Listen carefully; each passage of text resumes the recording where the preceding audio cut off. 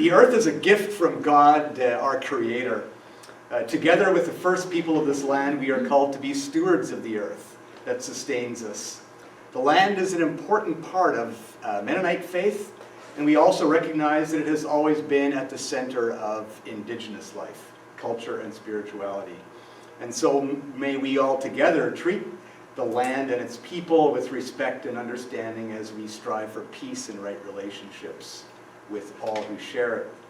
I'm grateful today to be holding class on the unceded, traditional, and ancestral homelands of the Matagwee and Samath First Nations, who are part of the larger Stolo people.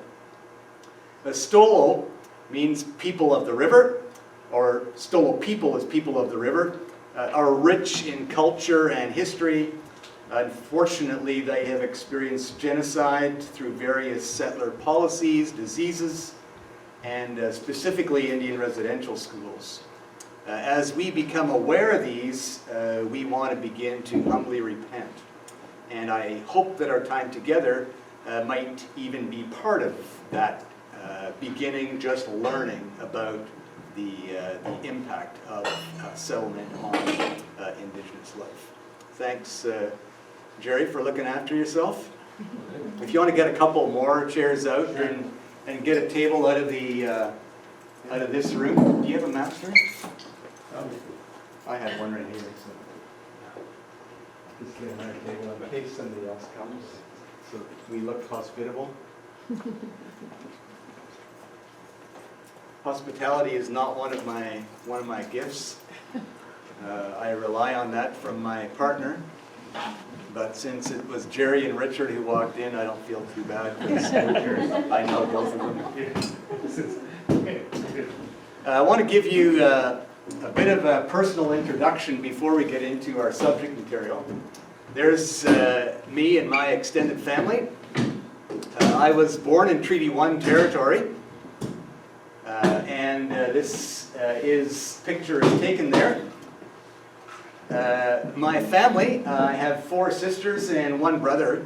One of my sisters is Indigenous, was adopted when she was almost 2 years old. As we found out in the last decade or so, she was adopted in 1969. We now call that the 60s scoop.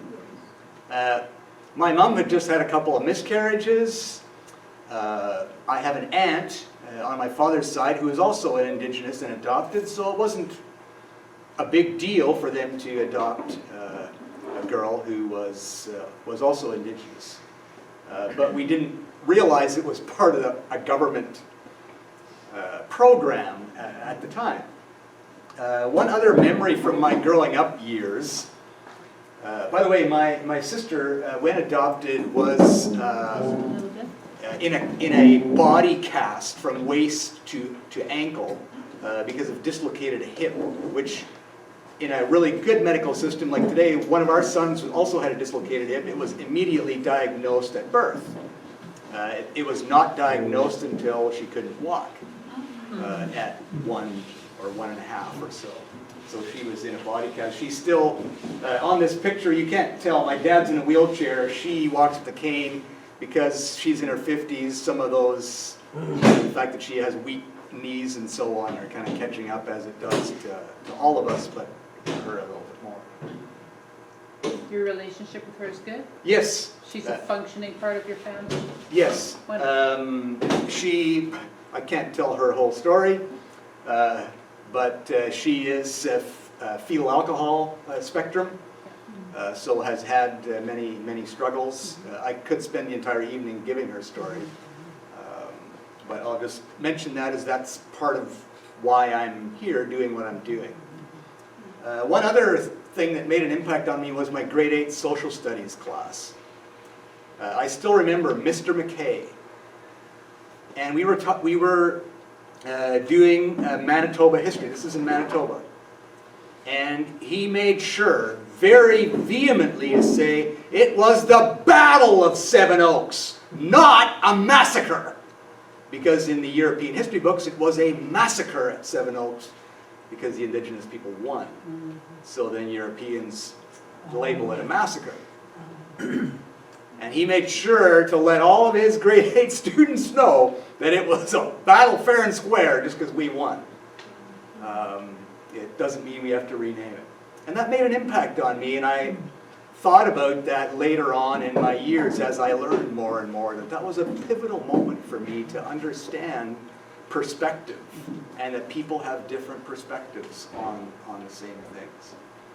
Of course, I grew up with some of the same news that you would have grown up with. You remember Caledonia, Oka, and so on.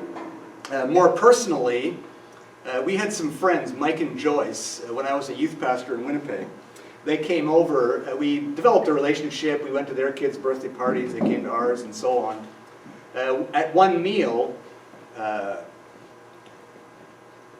he was wearing this and took it off and gave it to me as a gift. We both moved since we both left Winnipeg, so we lost touch with each other, unfortunately, but I still remember the brief relationship that we had there. It was perhaps, other than my sister, perhaps the first friendship that I made with Indigenous people. As with some of, perhaps, hopefully many of you, the Truth and Reconciliation Commission from 2009 to 2013 was a pivotal event in beginning to understand more about the impact on Indigenous people. And there was a small Mennonite presence at the big walk in 2013 that I was part of. One of the most miserable days in September I've ever experienced. Some of the other you were there as well. Just a terrible day. But it was a really good day in the sense of being part of something that was bigger and felt like this was an important thing to do. And then, of course, as with many of us by now, 2021 in May with the revelations from Kamloops, I think woke up pretty much everybody in our country.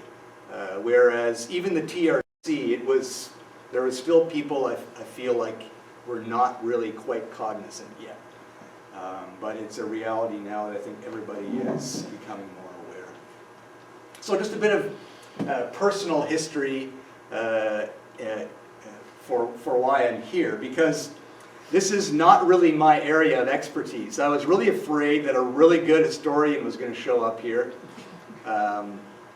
who's going to show me up, because this is not my area of history. I'm a 16th century scholar, not a 19th and 20th century. So, but it was, even though it's not my area of expertise, because of my personal background, because of what's going on in our society, it just compelled me to do more research. This lecture was actually first prepared for the fall of 2022, last year, for Columbia Bible College. My career there ended before I could deliver this lecture. So, this is first time with this lecture. And at the end, when we talk a bit about practical responses, if there's time, I may share, well, why didn't you have this in your lecture before? Anyway, Mennonites may not have been fully aware of the policies of the British and Canadian governments, but they became very willing beneficiaries of them. Mennonites were deeply entangled in the colonization of Canadian prairies from the outset. The quote, the original quote that I found, it says the prairies, but I've made it just Canada because I'm going to demonstrate at least 4 different regions of privilege.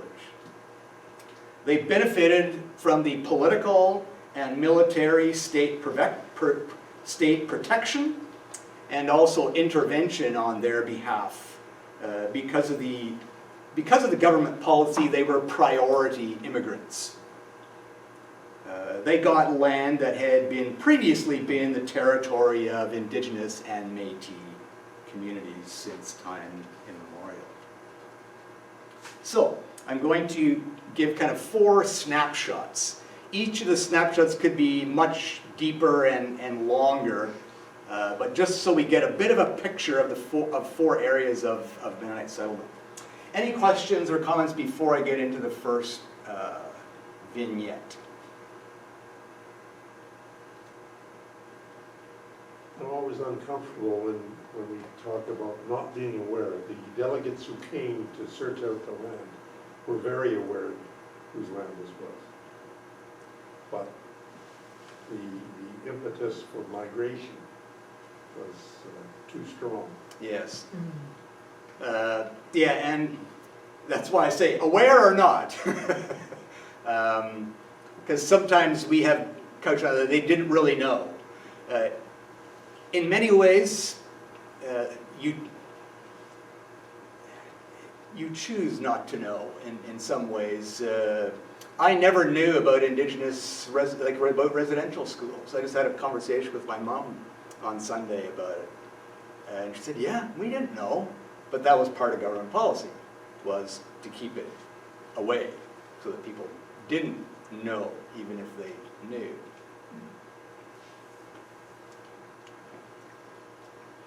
Let's look at the Grand River Valley on Ontario. Anybody here from that area? Janet, you're close anyway. Ontario, Southern Ontario. Ontario, that's close.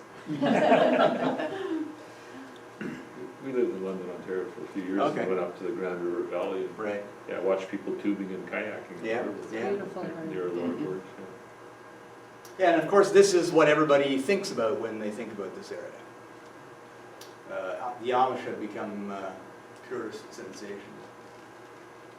The first Mennonites, though, in Canada came from Pennsylvania to the Niagara Peninsula as British loyalists after the American Revolution.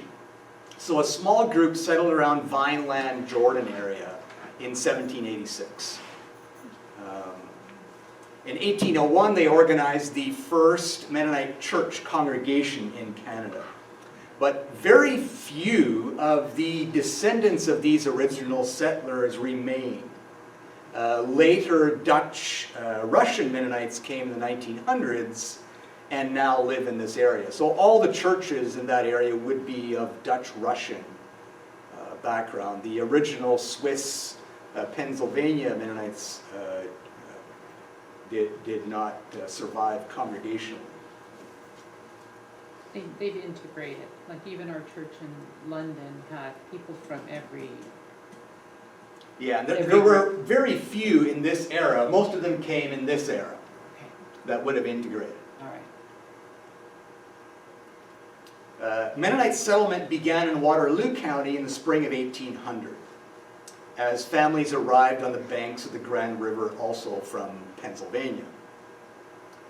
The land was in the Beasley Tract, 94,000 acres of Six Nations land that Mr. Beasley bought from the Six Nations in 1798, but never paid the mortgage. It's a complicated story. Mennonites were probably not aware of these previous transactions. It was just good land for sale.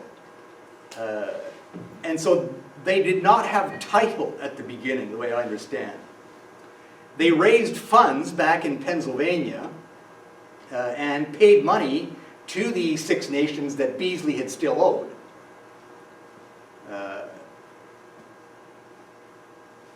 This area included the land to the north of and in the present city of Kitchener-Waterloo. You see the map there. I'm not sure if you can make out any of the landmarks. Like here's Waterloo County right here, Woolwich up here. Now let me give you a bit of background that happened before the Mennonites came, because that will complicate things, but give a bit more background as to how messy this was. The Haldimand Treaty, not the same as the Haldimans, who are a later branch of the Clannigan Amendment. October 25th, 1784, this treaty promised a tract consisting approximately of 950,000 acres, 6 miles on either side of the Grand River, to the Six Nations Iroquois Confederacy. We know him as the chief as Joseph Brandt, whom Brantford was named after. His real name was Chief Tyendanegea, but more commonly known by the English as Joseph Brandt, not with a D, so no relative, of course. Although as a teenager I did kind of wish that I was related to him, because then I would have a connection with my sister. A classic teenage dilemma, you always want to be unique and different. And so we were the only two with dark hair in our family. Everybody else was blonde. We must be related, and I must be adopted too. Anyway, my parents both have dark hair, so that's where I got it. The blonde, I guess, is another strong gene in the family. Anyway, again, the Six Nations were actually from south of the border, from upstate New York, where they had lost their settlements because of what became American territory. This was the traditional territory of the Huron, based further to the west. They were kind of pushed west toward what is called Lake Huron. So in 1796, in a sense, the government gave land to one group of Indigenous people who settled on other people's land, because the Huron were not quite as a prominent people and not quite as aggressive and large as the Six Nations. At least that's how I could get it from the history. So the Six Nations began to sell and lease land to settlers, it seems at their own peril. They sold to Mr. Beasley, and Beasley then sold to the Mennonites. These sales came with a heavy cost to the Six Nations, who lost about 2/3 of their territory in the process. The province of Upper Canada suggested that the Six Nations sell their remaining land to the Crown as a means of protection. This is classic. In return, they would receive protection and receive land and money from the sales. And they would get a reserve, which is less than 5% of the original by now. If you know anything about the history of the area, 6 miles on either side. By the way, we used to live on the top floor of this apartment building on the Grand River. We didn't know it was within. It was within 6 meters of the river. Never mind 6 miles. And the other picture is of the Grand River in Elora, I believe. We lived there for a couple of years as well. Around Caledonia, east of Brantford, and south of Hamilton, if you know your geography a little bit, money from these transactions continue to be under dispute to this day. It has never been properly settled. The land that the Mennonites settled on, north of KW mostly, is not under active dispute. But the original treaty was 6 miles on either side of the Grand River, as long as time shall be, as long as the grass shall grow and the sun shall shine. With the metropolises on either side of the Grand River, not just KW, but Guelph as well, Cambridge and so on, it's far from being settled. So it's been a messy process. And we do not need to understand all the ins and outs to know that the Mennonite settlers benefited from the mess that had happened before them and has continued to happen. Any questions or comments on the Ontario story in the Grand River? I was just curious, maybe I missed it, but why did the Six Nations sell a bunch of their land originally to this Beasley fellow? I could not find out Okay. why. It would have perhaps to be part of the system, because money would have been beneficial in the kind of the new Upper Canada that was being formed. Because they had a lot and they had come from somewhere else, so they perhaps didn't. Feel that same Yeah. connection. Okay. The Huron, that's another story, why that was their traditional territory. So it's just part of the mess when colonial governments come in and just say, this is how it's going to be. When I was in Cambodia, I just interviewed some Cambodian people, how they hate Vietnam. They said during the French come to Vietnam, they bought the land of Vietnam, give it to Vietnam. That history. Even until now, Vietnam hate so much, to Vietnam. So it's common in other places, you're saying? Yeah. Yeah, thanks.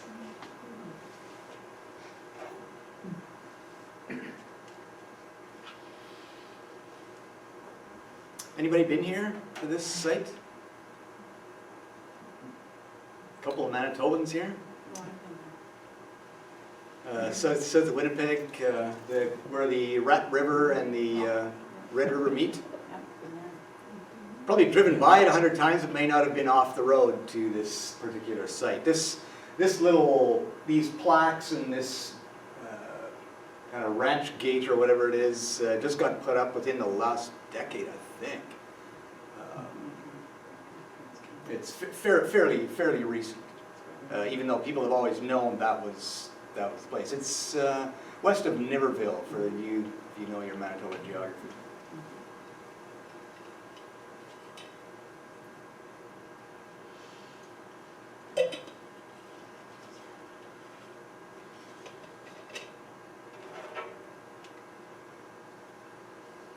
So in July 1873, and this will prove Johan's point before, a Mennonite delegation from Russia was being shown around the territory when they were confronted by a group of Indigenous and Metis who were concerned about the settler threat to their way of life. This is at Whitehorse Plains, which is just west of Winnipeg.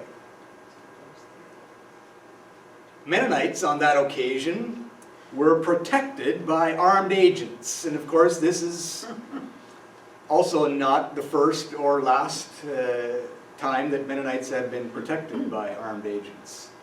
And these armed agents then dispersed the protesters. This is perhaps the only direct contact, kind of early contact that Mennonite settlers had with Indigenous people. Many have said that they were kind of two solitudes in a sense, but there may have been more interaction than what we know. But this is the first confrontation, so to speak. The Canadian government worked hard to not have this happen because Europeans were priority settlers.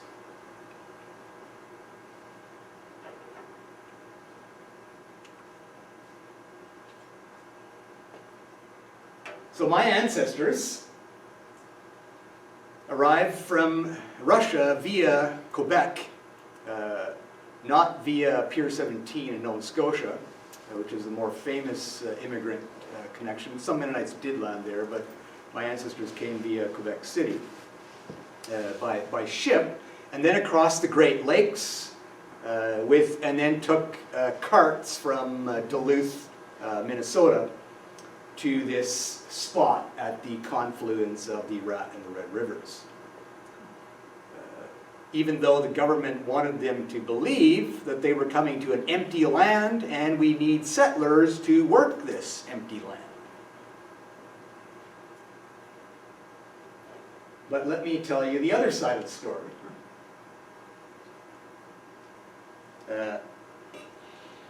for a few years now, I've been a little bit obsessed, probably, with Louis Riel for a number of years, perhaps because I'm Manitoban. So I've read at least 7 or 8 books about him. He's such a fascinating figure, so I'll try not to go on a tangent to talk about him too much. But he is a key figure here. So 1869. Oh, first of all, I should comment that the Métis are generally offspring of Ojibwe and Cree mothers and French and Scottish fur traders that have settled in the Red River Valley since the 1700s. So by this time, well over 100 years, at least 4 or 5 generations.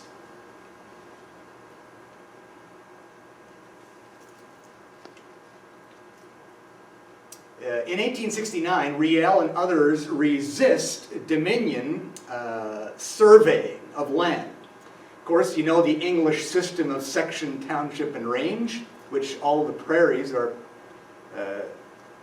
patterned after, or much of the prairies anyway. And this infringed on the Métis river lots, who had long, narrow lots away from the river, so they could have river frontage, and then they had their fields in the back. So this Riel and others resist this surveying, and makes a local provisional government that will block the entry of any governor unless union with Canada is based on negotiation with them. And Riel has a lot of local European settlers that are excited about his leadership as well. So you have a lot of unification going on here, actually. You have Scottish and French settlers and Métis settlers and Indigenous people whom Riel is representing and saying, you need to come through us if you want to do your surveying and making this part of a larger empire, part of the larger Canada. Canada was 1867.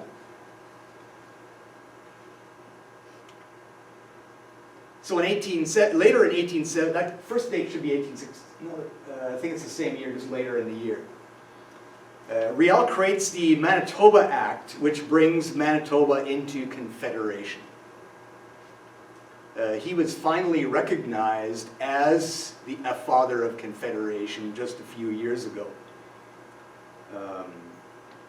And he brings Manitoba into Confederation as a province, guaranteeing land and rights to the Métis and the Indigenous people of the area, as well as to the French and Scottish settlers who had been there for some time.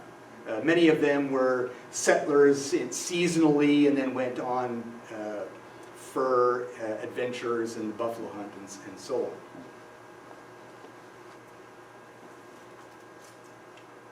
on. In 1871, Treaty 1 and 2 are signed with Indigenous people to open up the West to European settlers. Part of this is the perennial resistance to American expansionism. If you know the Americans are on the move, so we better get our territory down. And so in 1871, treaties were made with Indigenous people to open up the West to European settlers, including Mennonites, and also to guarantee rights for Indigenous people. The latter, of course, did not happen. The Indigenous saw a treaty like a marriage, the beginning of a relationship. I just learned this in my course. Again, thanks, Bridget. Yeah. Settlers saw it as a divorce. This is what you get, this is what I get. So you have miscommunication about what this treaty actually means. One is about relationship, one is about stuff. And of course, Riel is, I could go into all of his, he is elected to Parliament 3 times. But there's always complications because Manitoba is brand new and they don't really see him as legit because he's Métis. So all kinds of problems with why they don't want him there. MacDonald hated him. Had a personal vendetta against him. And it just didn't fit MacDonald's box at all. Anyway, I could go on here, but he, instead of being elected for 3 times, he never actually sat, even though he was fairly and squarely elected, but is instead exiled to the U.S. And, of course, the Métis are also not granted the land and rights that the Manitoba Act had actually promised. So there's the other side of the story. This is where the Mennonites then come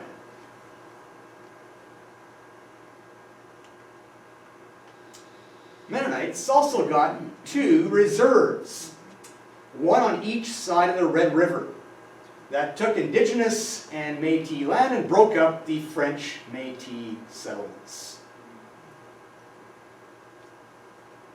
And it's already nicely blocked off here already, because this is from a Mennonite history book.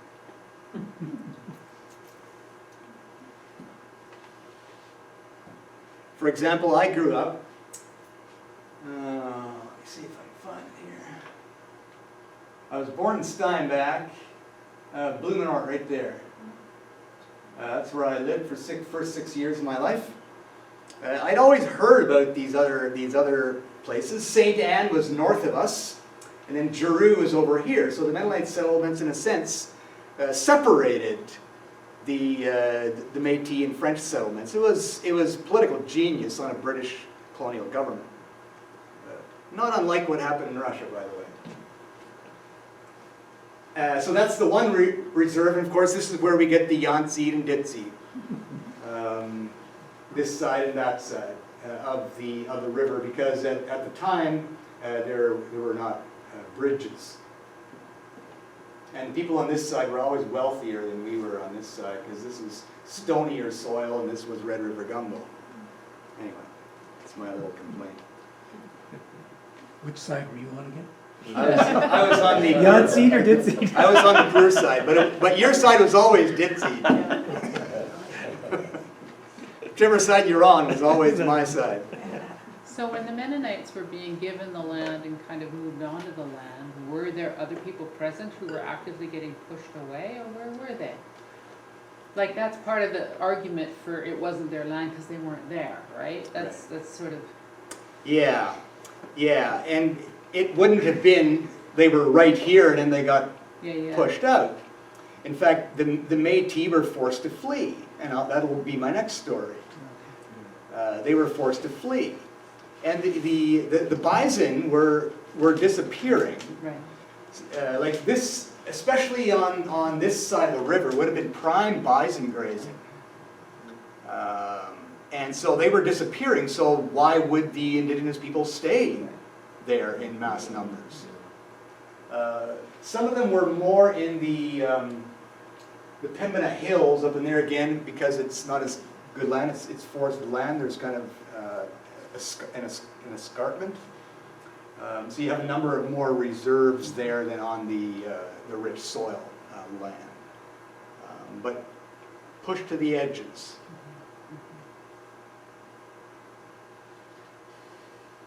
Yeah, the Métis moved further north and west. I can't remember exactly where, but I think it might have been the Canadian Mennonite, maybe some historical article or something, but it's talking about government officials touring through the newer colonies, the newer settlements. They're set up, I think, in the model like the Russian ones, like the one Yes. that happened in Ukraine. Yeah. And they were being touted, I'm not sure to whom, or in Parliament even. I think there was even some discussion of how excellent these settlers were. Yes, they were very desirable. Flood control and various other things too, I think, water, Yeah, very taming the flooding of the plains there and things like that. Yeah, very desirable. But the Mennonites weren't the only people brought in. Like, there were Oh, no, Ukrainian no. settlements and like there were these large settlements. This is and just the other- Mennonite church, that's why I'm focusing on Mennonites. Yeah. They're part of something much A bigger, much yes. bigger program. Yeah. Yeah, some of the land on the East Reserve, actually, Métis have been given the land. They already made improvements on them. Mm. They were pushed off. Okay, thank you. Do you know specifically? Well, I don't know, I did this research a long time ago. Okay. I can't say specifically. But north of Rosenort, I think there was a section Mennonites desired. Yeah, yeah, and there are a number of French, like it was probably around Mariapolis, Notre Dame, in that area would be my guess. Like more in the Pembina Hills, When was the railroad done? 1885. And this was, sorry? This is 1870s. So this is pre-railroad, which is why they came via the Great Lakes. And Because then once the by cart. railroad was in place, they brought people by railroad, right? Yeah. And made all these Yeah, other settlements. my next story will have the railroad. Sorry. I'm jumping the gun. Yeah, I'm going chronologically, Yeah. as well as east to west. I've just read some novels about those types of settlements that yeah. happened, yeah. Yeah. In the West Reserve, it seems to me, at least in the earlier years, it was pretty homogeneous Russian Mennonites. Like, Yes. there are, like when you roll through Saskatchewan, you see all the Ukrainian churches and some of the different ethnic diversity. Yeah. I don't remember seeing much of that from Highway 14, you know, till you get to Morgan, basically. Yes. So it's, right, like. Yeah, no, that's a good observation. You didn't have the St. Anne's and the Giroux that you had on this side, or even if you go further south to Sarto and Vaida, you have some Ukrainian settlements there as well. But yeah, this area here was dominated by Mennonite settlers. That's why you have so many villages listed here. And that's where you have the remaining, Richard would know this, that's where you have the remaining house barns. I forget the name of that town that is. New Bergstall. Is it Bergstall? New Bergstall. Oh, New Bergstall. Okay, that has all the originals and so on. Southeast of Winkler, I think it is.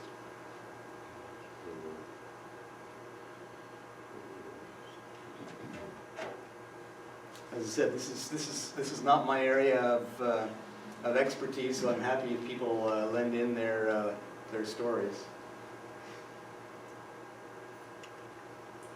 Let's move to the next vignette. Sorry, any other questions about Manitoba? Or comments? Were those two reserves were settled by people from different areas of Russia, weren't Yeah, there was a couple of different, generally the 1870 migration was the poorer landless people in Russia. The wealthier people stayed. In this case, the poorer people had it better off, as we know from later history. But it was the poorer landless ones who came in the 1870s, and they were many from Molochna, but they came from a couple of different colonies, I think. Richard, would you know exactly? Yeah, Molochna is first land in Bergstall. Okay. But Molochna was a main one. I know that's where my ancestors Well, came especially from. East Reserve. Yeah. First land in Kortica was more West Reserve. Okay. Yeah. Yeah. Yeah, and they were, and but by the way, it's kind of interesting. I just got this issue of the Roots and Branches, the Mennonite Historical Society BC.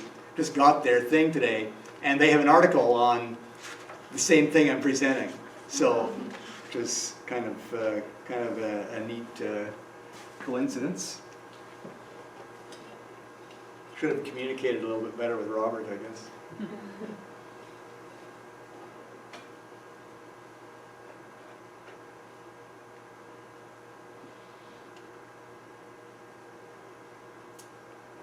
The North Saskatchewan River Valley.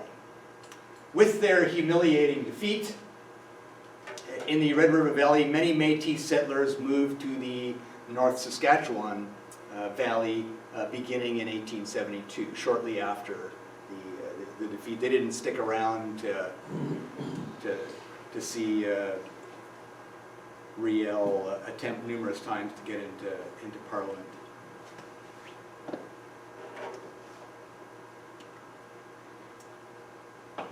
as part of Treaty 6, signed in 1876 at Fort Carleton, 30 square miles of land located near the present town of Laird was granted to Chief Chipewyan and his people as Reserve 107. The following year, Chief Chipewyan died and his son, young Chipewyan, became chief. Life following the treaty in 1876 was very difficult. There was increased European settlement, decline of the fur trade, devastating epidemics, an influx of ruthless whiskey traders, and the disappearance of the bison and the traditional foods.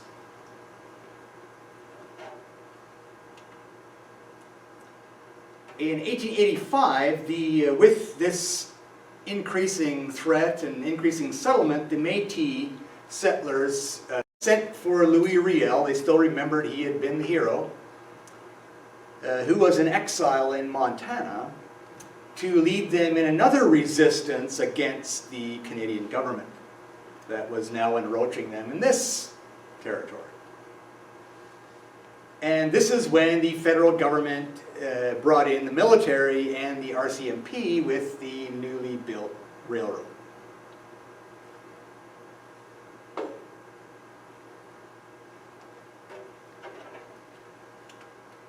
The government feared that the local First Nations would join the Métis, so they implemented a lot of restrictions on the First Nations people. Fear, combined with these restrictions, forced the young Chipewyan to Cypress Hills in the southwestern corner of Saskatchewan in search of bison. And many eventually lived there permanently and joined other bands in other parts of western Saskatchewan, eastern Alberta. To make a long story short, the Métis were again defeated, and some of their land was given away. And again, just as shortly after the defeat of the Métis in Red River Valley, 1871, 1874, the Mennonites arrived. Well, defeat in 1885, Mennonite settlers begin to arrive a few years later, beginning in 1892, with the opening of the railroad. And again, it's perhaps under dispute of how cognizant they were of their role in making former residents homeless, and often looked down on the Métis as lazy farmers. Was fairly common. Because if there's anything that a Mennonite is not, it's lazy. That's just almost the worst sin you could have as a Mennonite, I think. The Protestant work ethic on steroids, I sometimes say. And it has some good points to it. So they make requests for more land in 1894. Because more are coming. And they begin to receive the former Reserve 107 land. Because beginning in 1888, the young Chipewyan Reserve and the people were not recognized because they had fled for fear of the military conflict that was going on, as well as the disappearing bison. So in 1897, Reserve 107 was officially taken away from the young Chipewyan by the government to make it available for settlement without any attempt to contact the young Chipewyan. Mm-hmm. It then became a reserve for Mennonite and Lutheran farmers.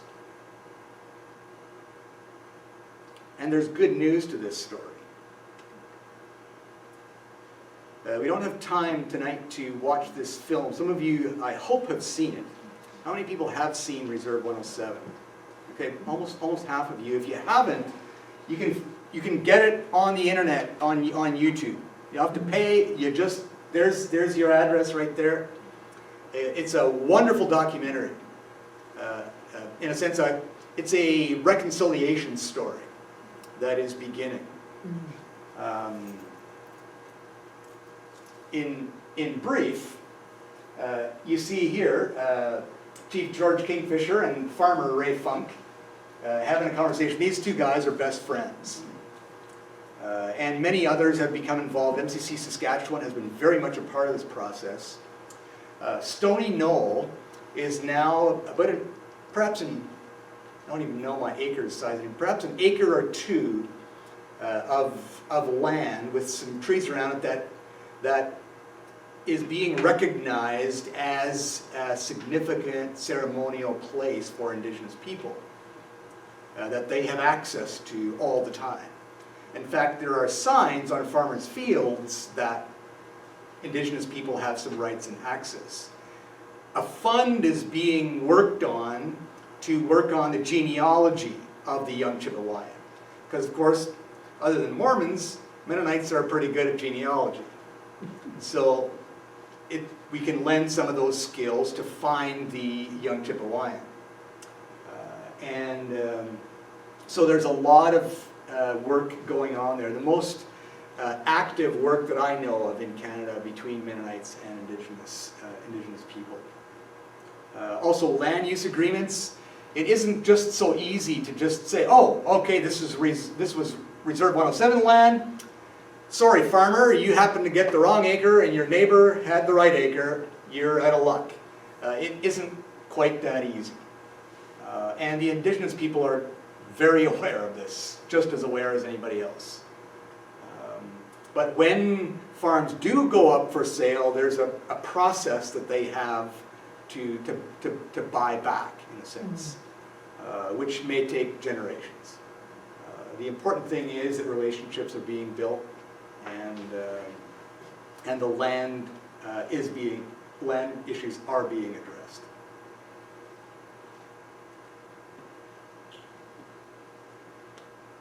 Any questions or comments here?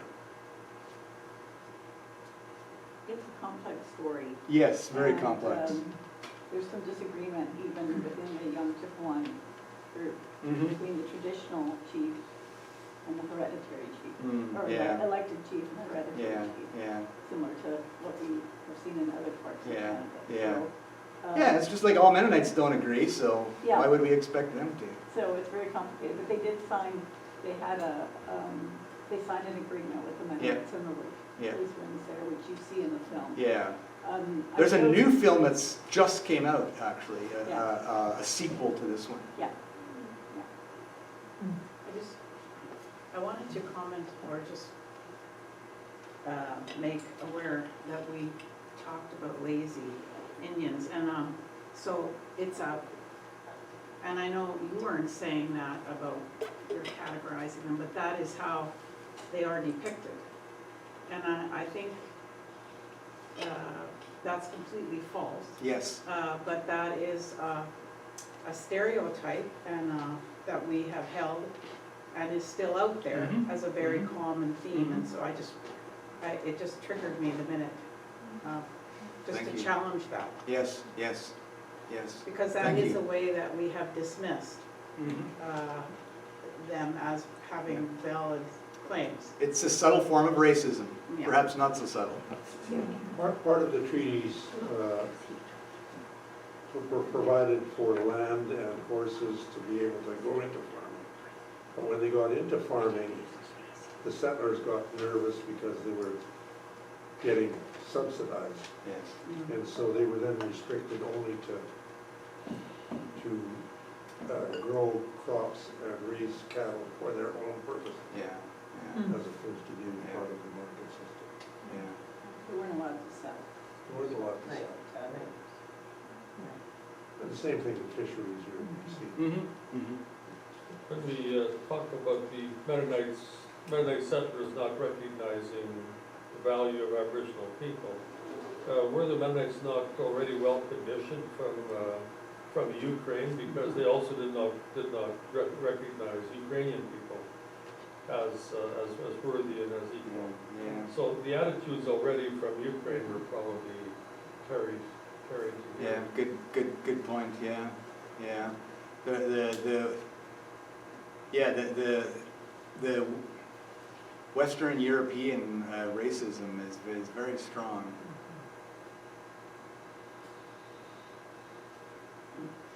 Grant, I was talking about the history of German. Came 1853 to my great-grandparents' hometown.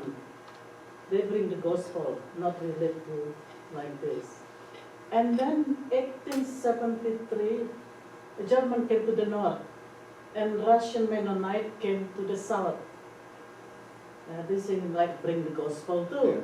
Yeah. And I'm thinking about when the European came here, 18, you mentioned before, why the other side they bring the gospel, the other side they do something wrong. As I know, Dutch colonized Indonesia 350. Lots Indonesian people, especially from Java, they took the slave, the group of people to South Africa as a slave. Yes. And then they are the ones who renamed Elenia. But the missionaries, German, they don't do anything to us. Yeah. No. Yeah. They bring the gospel. Missionaries were part of the opening up of the prairies. There's no doubt about it. The Mennonites were not particularly missionizing people at that time. They were more narcissistic at that time, looking after their own needs. But missionary endeavors of the colonial government was definitely there. There was a race in the West between the Anglicans, the Presbyterians, and the Methodists to see who, when the railroad opened up, it was a race who can establish their church in town. To Christianize this country. The vision of a Christian Canada was very real, even though we think it's not as real in Canada as it is in the U.S. and perhaps it isn't as strong. But the vision of a Christian Canada was very strong in the formation of Canada, right up until very recently. And I would say perhaps still. Jagmeet Singh and William Lyon Mackenzie King are outliers. The only people who wouldn't have made and maybe William Lyon Mackenzie King did make an open confession of being a Christian and only had his religion privately, I don't know, but it's the idea of a Christian country was very much there. And Mennonites were Christians, so they were priority immigrants. We have some of that in Reconstructionism now.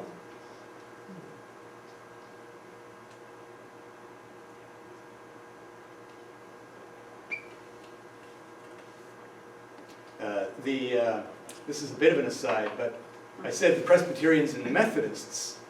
So then to compete against the Anglicans, they joined forces, became the United Church of Canada, and the idea was to be a national church, was to be the new state church of this new nation.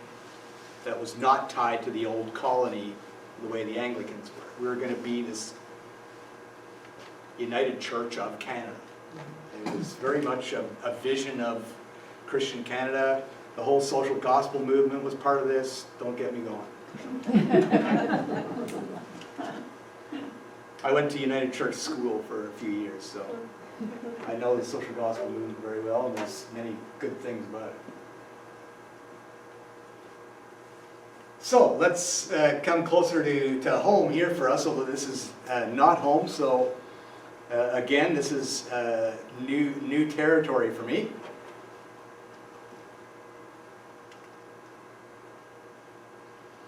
Indigenous people thrived on salmon and plants from Sumas Lake for thousands of years. It had been a major salmon spawning area. Plants and fish thrived. It was a stopover for migrating birds, even a home for sturgeon. Sumas Lake, hopefully all of you by now know that there was a Sumas Lake because you experienced the flood a couple of years ago when the lake came back. There were residents of Abbotsford who did not realize that until a couple of years ago. I didn't realize it when we first moved here. I heard stories that it used to be swampy and now we don't have mosquitoes anymore. Isn't that great? That was pretty much all I knew about Sumas Lake for a number of years living here. Being a local kind of a history nut, I eventually did my digging and found out. By the way, if you haven't read the book Before We Lost the Lake, it's an excellent and readable history of the lake, right from botany to history, by Chad Reimer from Chilliwack. So there were settlements on all sides of the lake. This is the more typical when you see Sumas Lake on maps. But the lake was a different size depending on the season because of the freshet and so on. So at its largest it would have been this big. This is the number 11 highway right here, and you of course you know that big hill goes up there. So at its largest it would have expanded there. So it is a relatively shallow lake, but it's a large lake, and it was the livelihood, and a good livelihood, for the Sumas people for thousands of years.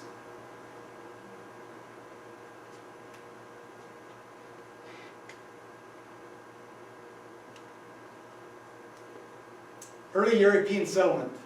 This is our anniversary, and Stephanie Nickel, we didn't know she was there, but she took this picture of us and sent us later. We never talked to her. She's somebody from our church, for those who don't know.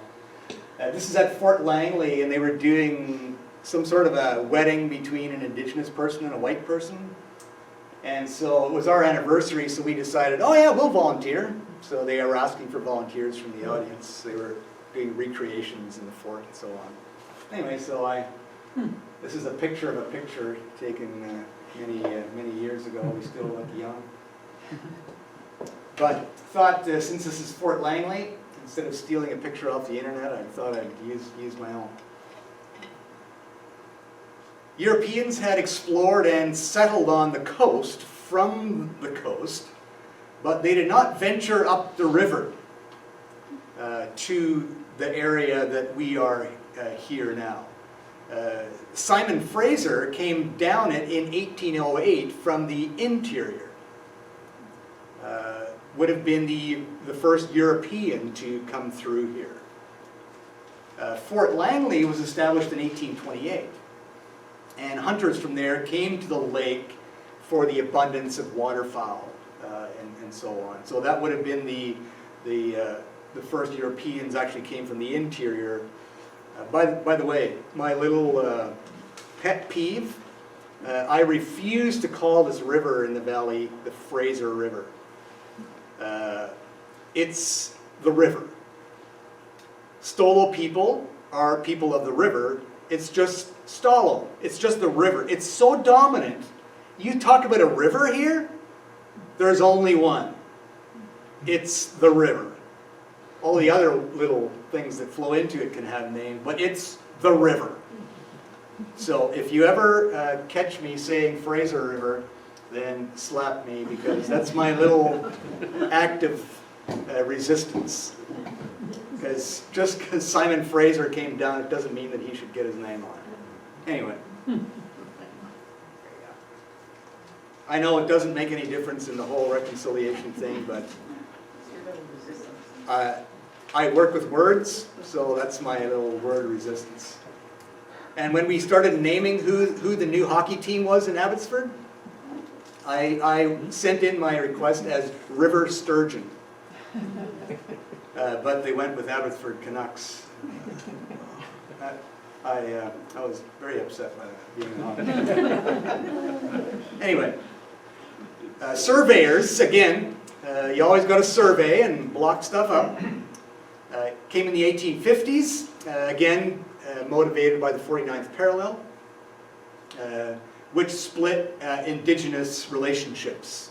The Samath and the Nooksack, which were forced to be on the other side of the border, were in close relationship. Then in 1858, you had the gold rush going through old Yale. And later you had ranches and later settlements. Some of the names you might recognize, the Evans, Vetter, Chadsey were prominent families in the area, which is why they got their names on things. These ranches were established kind of on the flat lands around the lake, 1860s to 1890s.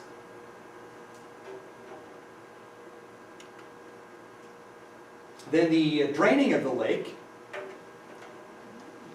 the talk of it began a few decades earlier already with European settlers. To them it was just kind of an annoying swamp.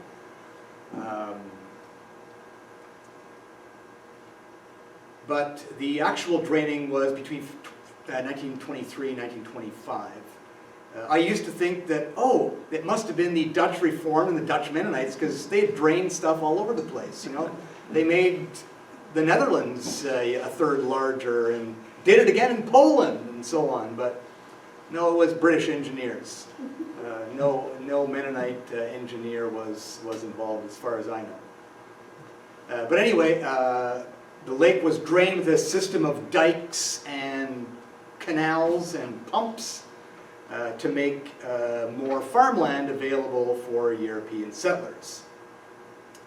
The Indigenous people were never consulted about this project, and it marked a devastating blow to their way of life. And of course, who came to settle? Mennonites, among others again. Mostly from Russia, directly from Russia, others from the prairies. But some of you who have a Mennonite heritage will know this story much better than I do. I'm just going to tell it in brief to make my point that we were beneficiaries. The first settlement was present-day Yarrow, which was a station on the Chilliwack-Vancouver Electric Railway on the edge of Sumas Lake. Agassiz apparently was also an early settlement. That's not on the lake here. This was again part of federal government policy of European settlement of Western Canada, and specifically settlement of the drained Sumas Lake. And among the settlers were Mennonites who benefited from the new land. Mennonites initially worked hop fields and then established their own farms, expanding to Greendale, Arnold, Clearbrook, and other parts of BC, as well Oliver, Black Creek, and so on. Another wave of Mennonite settlers came World War II and after. The point of all these stories, let's talk, we got a few minutes to talk about this. Other people who know much more than I do. I'm presenting only enough to make my point here. But you're welcome to fill in other details if you like.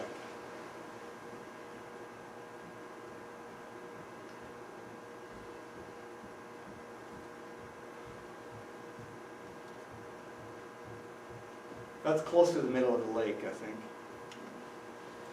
In the later 40s and 50s, apparently, I've heard Mennonites who came then actually received land that had been taken from Japanese in many cases. Okay, that's quite possible. That Yeah. the Japanese land was confiscated Farms. during Some Second farms World here, War, and right. then the Mennonites showed up after Second World War and got that land. A lot of the raspberry land apparently was Japanese land. I think BC is unique in that it's unceded land. There aren't many treaties in BC. Yes.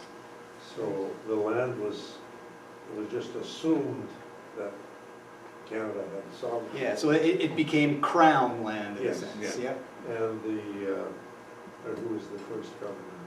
Douglas, was it? Yeah, Douglas. He created a number of reserves, actually fairly generous. Yes, reserves yeah, in yeah. places. And along came Crutch, who actually shrank them Yeah, into yeah. little tiny places. yeah. Like for example, the Banquet Reserve north of here was over 6,000 acres of land and reduced within 4 years by Mr. Crutch to less than 100. And split up into segments. Yeah, and split up. Not even There's connected. a few little sections. There's one where the town site is, but there's another one. There's a field just on the east side of the river, and yeah, a couple of There's one other. down on Zero Avenue. It's about a square, no, it's a square block, basically. Yeah. I think that's Matthew, isn't it? That could, if it's on the other side of town, it could be a different name. I don't Close to know exactly. 264th. Oh, okay. Zero. Oh, okay. Reserve land ended up making up 1/2 of 1% of Canadian land mass. Yeah. So not even a 1% to get. Yeah, it's a pittance. So when the lake was drained, were the indigenous bands already created around the lake? Because though, like there's bands all around what would have been the lake. Yes, yes. Yeah, like, I think my little map had a few locations where there were settlements, and of course, they moved somewhat with the lake. Yeah, not traditionally, right? Yeah. Yeah, and the present Kilgard was, the reserve is reduced to here. The lake was a meeting place for many indigenous nations in BC. This was considered like prime, area for hunting and Yeah, fishing. And yeah. so leaders from other nations, even further north, would come, and this would be a gathering place for them. It's been the lifeblood for long before the lake was drained and became agricultural land. I did a little research on Mennonites and hop fields. Mm. It turns out that a lot of those cabins that Mennonites lived in were actually built for indigenous people who were working the hop fields Oh, okay. until the government decided that immigrants were more reliable Yes. as workers. Yeah. in the hop. There's a very interesting story in this issue of Roots and Branches about where both Indigenous young people and Mennonite young people are picking in the same hop field. And this is, of course, told from the perspective of a woman, a Mennonite woman, who's kind of like scared because they meet these people who are at the other end of the field, and then they have to encounter each other. It's well written. That's cute. Well, and they didn't speak each other's languages, right? Oh, Yeah, exactly. Yeah. They didn't understand the indigenous language. Many of them. Right, and they'd be speaking German, but. There's also a good article here on the 3 Mennonite residential schools in Northern Ontario. That'll be my September lecture. Not on those residential schools, but on the doctrine of discovery, more 16th century, more my wheelhouse. It's hard to imagine, in this day and age, we have so much information at our fingertips. But then, they wouldn't have known any of it. They wouldn't have known any of this. Oh, exactly, yeah. And it was deliberate policy by the government to not tell people. The treaties that were made on the island were even explained to the indigenous people, again, because of language issues. And so they thought the treaties were like about sharing the land. They didn't realize that they were about the land being taken. And so they actually Douglas made like 169 identical marks on behalf of the indigenous people. They didn't even actually sign it themselves. Yeah, he was actually married to an Indigenous woman. Yeah, because they were more like Eastern Canada had a lot of friendship treaties. Yes, yeah, Which were very different than the prairie treaties. yeah, And BC has very few treaties. yes. With privileges come responsibilities, and far be it from me to suggest a way forward, but I just have three simple things that I have that have been part of my own journey. Mennonites, my point that I've been trying to make is Mennonites have been privileged and benefited from Canadian government policy that displaced Indigenous people. We have benefited. Just because we weren't the ones in power doesn't mean that we don't have some responsibility. We have privileges, so we have responsibility. That's how you teach your kids.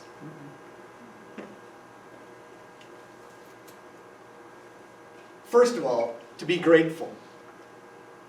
The least we can do is recognize the land and its longtime residents. I know it's been controversial in our own congregation to have a land acknowledgement, but to me that's the least we can do is recognize something and to be grateful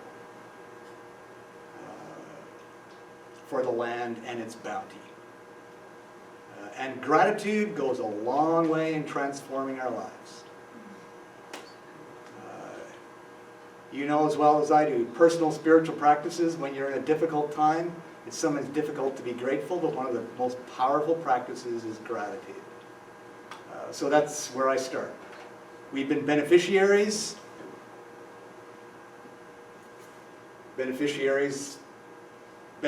benefits that have made other people suffer. Secondly, learn and recognize history, and that's what this lecture is about, is just to learn and to recognize some basic information. You know, just like I was happy we didn't have any mosquitoes in Abbotsford. I eventually heard about the former lake shortly after we moved here and did some research.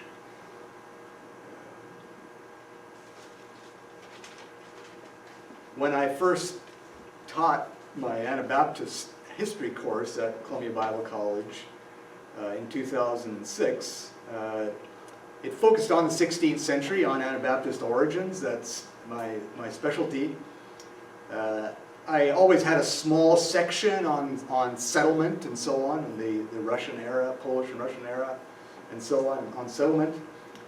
With the doctrine of discovery, learning about the doctrine of discovery with the Truth and Reconciliation Commission, I added more things to the class, and then began to, side by side with Anabaptist origins in the 1500s, taught, and meanwhile on Turtle Island.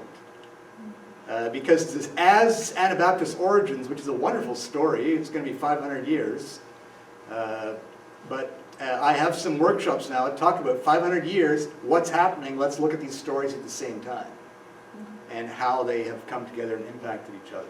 So that began to be more part of my practice, especially since 2021, when we got a day. Our college decided, rather than canceling classes, we were going to deliberately do something to recognize the day, and that's when I prepared a lecture on the doctrine of discovery, happening in the same time as the Anabaptist origins.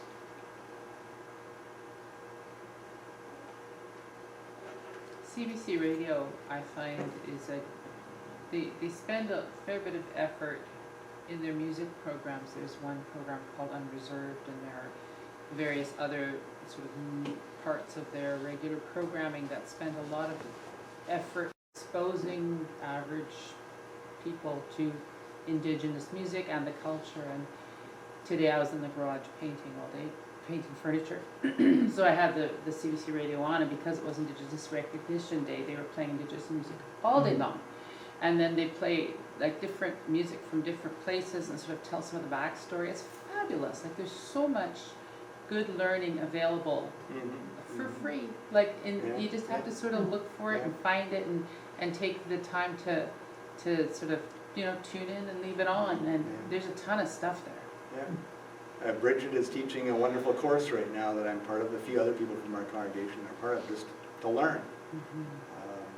So there are lots of opportunities to learn, and things are available. This is the powwow last year at Kilgore, which we've gone 2 years in a row now. Last year was the first time in more than 20 years that they had a powwow. So Indigenous people are beginning to feel good about who they are, which is a really good thing. And it's good for us to then learn about their culture and so on. And no better place than just to be part of it. If you don't like reading books, go to a powwow. It's a great time. Thirdly, a shout out about the Walk for Reconciliation, which just happened a month ago. I've been part of that for a number of years. Act in solidarity towards reconciliation. And this is a long journey. I think the first one I went on was the big one in Vancouver, and then we've had one in our own in the Valley almost every year.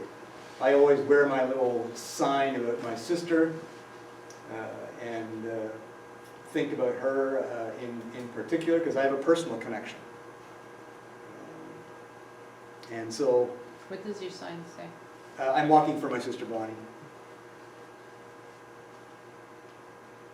Yeah, and our denomination has Bridget as part of our resource person to help us. We have an Indigenous Relations Task Force. Some of you are on that task force. These are ways to be in solidarity as we learn and build friendships. Cindy is part of probably the best school system in all of British Columbia, Mission, for Indigenous education. Her kindergartners get a Hulkamelam lesson every week. And our trip to Haida Gwaii last summer was paid for by the Department of Education because it's Indigenous education. This year, Cindy is her representative for equity for her school, for equity in education. She's become passionate about it, the district is passionate about it, and I feel like the church should be passionate about it. To me, it's the work of the church. This is what the church does. It's not a sideline activity. This is part of the work of the church. The church has been involved in colonization, not us personally, but we have benefited. And so then it's the work of the church to work at reconciliation. And it doesn't happen overnight. Perhaps some of you have some stories of your own. Just referring to the previous slide about learning, I think for me that has been the profound side of this whole experience of the last couple of years. Just to think that the world view of the Aboriginal community regarding land and how that was changed by the people who introduced buying and selling, and the impact that has had on the environment and so on. It's really profound stuff. And sometimes I personally lament that somehow our theology did not give space for Indigenous theology regarding creation. The world might be quite different if we had been able to see it. Yeah. I preached on this on Sunday at Peace Mennonite in Richmond. I drew the comparison of different views of humanity. Well, the Genesis 1 account, Adam in Hebrew means dirt.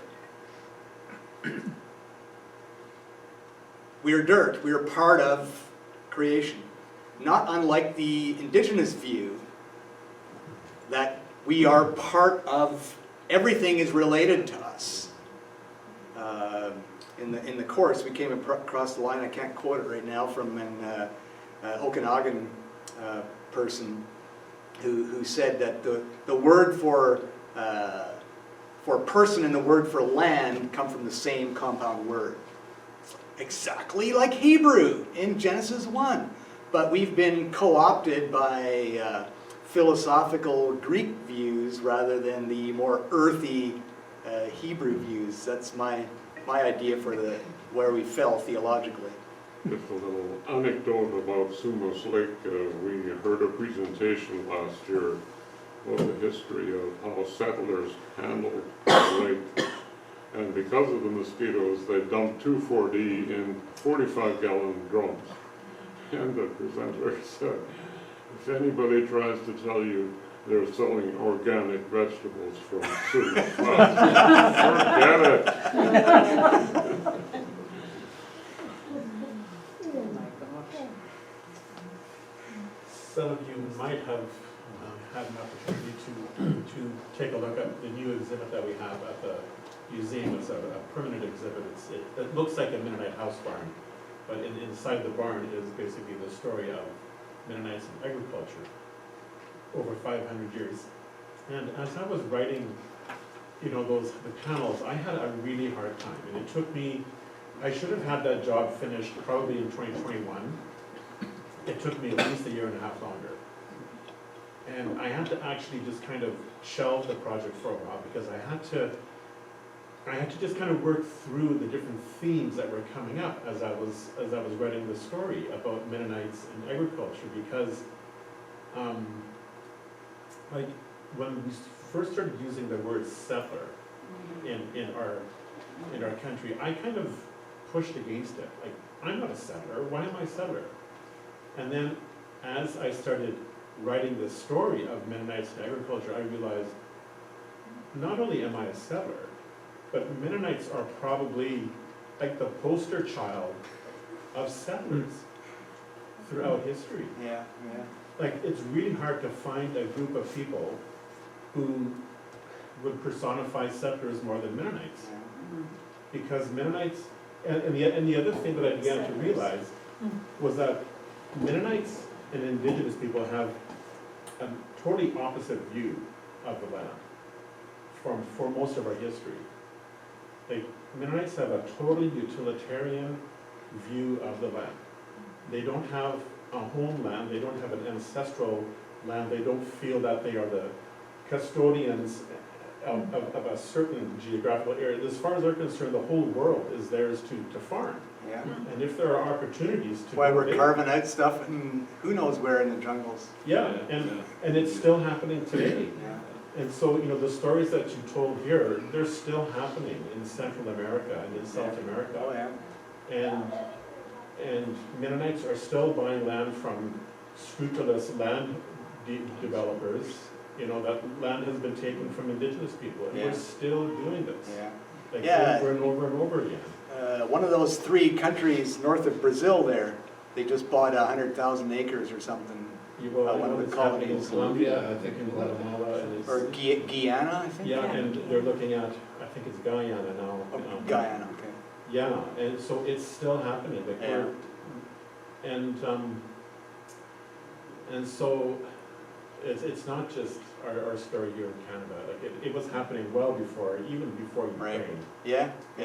And it's still happening, and I don't know what to do about this, but we need to tell the story, and we need to identify the problems. The other thought that I've had for a long time is that, and we've been talking about Adam, Genesis 1, well, Adam's 2 sons, Cain and Abel, they basically personify the struggle throughout civilization of 2 different groups of people.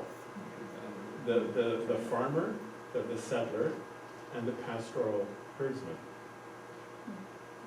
And so you have you have Abel, who is a follower of his herds, and he goes wherever the herds go, and God supplies, the water and the grass.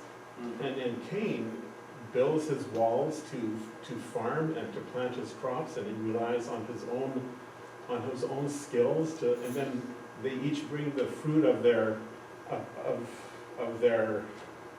labor. But in Abel's case, it's basically God who provided all of this. He's just returning to God. And it's interesting to think that as we read those stories, we're supposed to identify with Abel. Abel is the victim, right? And that's part of our whole civilization story, of those constant clashes between the settler and the pastoral person. Well, it's the entire Hebrew Bible and the Old Testament, Yeah, yeah. and often our misreading. I preached on Jeremiah chapter 7 last Sunday and did a bit of background exactly on the promise of land, and yet they were nomadic people. Anyway. Your first point about being grateful, you're talking about being grateful to the Indigenous people for their stewardship of the land and everything, but they are grateful to the land, to what it provides, to the animals, they are grateful. They have this reciprocal relationship and perspective that if an animal's giving them something, they need to give back. If the land is giving them something, they need to give back. And that's how they've been able to take care of the land. Right. Because they have this respect for it. Right. That I think is one of the pieces that's missing with settlers who utilize the land. Yeah. Right. It's more of a utilitarian. Yeah. So just gratitude, period. Yeah. Yeah. That's perhaps a good place to end. Thank you very much for coming and Thank sharing you. this time together.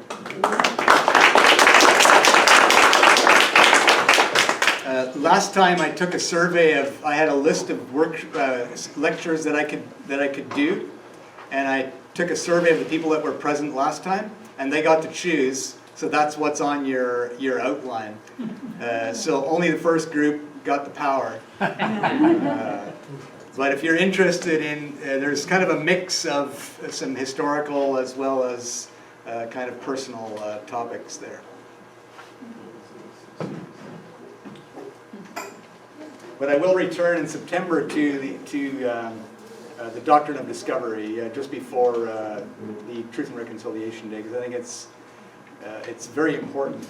Many people may be aware, but I still find people who are unaware, and so I feel it's important to still do that lecture.